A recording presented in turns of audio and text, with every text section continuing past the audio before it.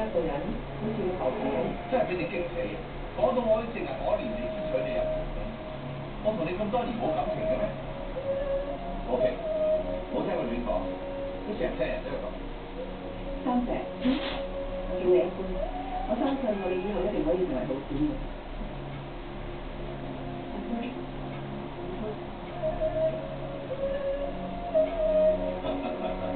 好，我呢個老爺都敬你哋四個一杯。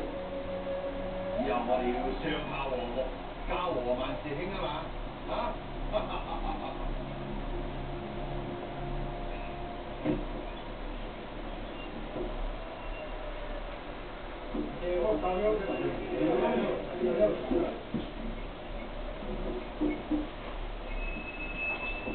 大家唔好食住，先同大家商量下。大家都知道我哋蔣家有幾千畝田係成交嘅，但唔知點解呢幾年個收成係一年比一年差。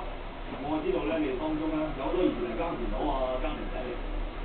我想大家諗個方法，點樣將出年嘅收成增加多啲啊？要聽下會用卧冰嘅嚇，邊個諗到好方法咯？